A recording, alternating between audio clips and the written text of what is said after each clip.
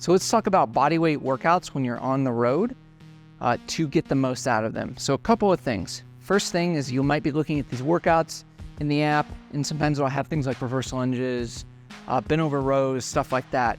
And you might be wondering, if you have zero equipment, how to do it. So if you literally have anything with any kind of load, so I have a duffel bag here, for example, anything like this can work to add a little bit of external load. So that's the first thing that you want to do. So say it's a bent over row, you're just going to grab your handles, do it like this. Maybe it's a suitcase where you have a backpack and you got a handle. You can do single arm versions to make it a little bit harder if your bag isn't particularly heavy. Water bottles are really, really useful for this, to where you just grab as many water bottles as you can, fill them full of water, and throw them in your bag. That's a good way to add load really quickly. So that's how you want to do it. And then, if you're doing like a lunge or something, you can just grab it and hold it at your chest to add a little bit of weight, or a goblet squat if you're doing an RDL or something like that. Same idea here. Single leg versions of everything are also always harder. So if it's a bilateral thing like a goblet squat, that feels easy. Then you can switch it to something like a reverse lunge if you're limited in your load. The other ways to make these workouts harder, you have 3 options. First off is tempo. As you slow things down, the same amount of reps gets exponentially harder.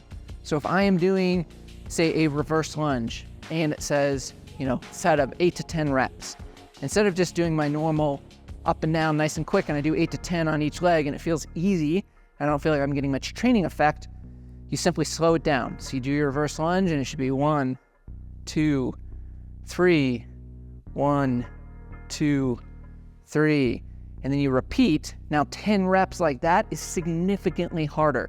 The second thing you can do is add isometrics.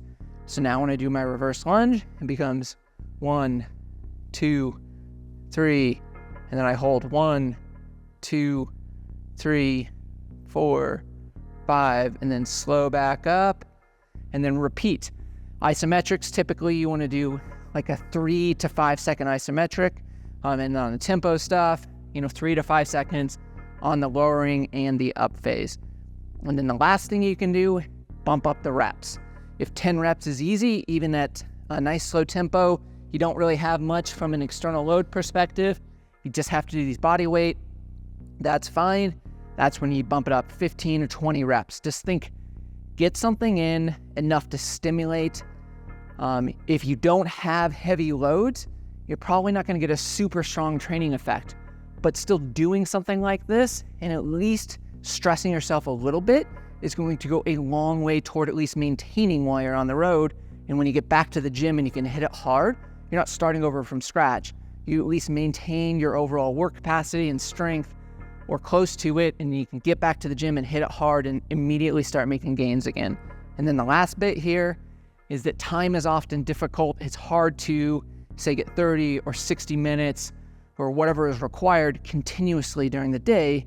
If you're at a course, you're traveling for work, whatever it may be, it's just more difficult oftentimes because our schedule is thrown way off, and oftentimes it's just hard to do. So think of accumulating the total amount of work that you want to do in a workout over the course of a day. So that might mean 6 to 10 sets of every exercise. So for example, you might wake up in the morning and you just know you're gonna have a super busy day. So what do? You bang out a set of push-ups, you do some lunges, maybe you do some bent over rows with your pack, you do a plank for 2 minutes, and then you move on with your day. And you just set a timer, goes on your phone, every hour, every 2 hours, something like that. Have some kind of reminder so you're not having to remember. Make it hard to forget to do this.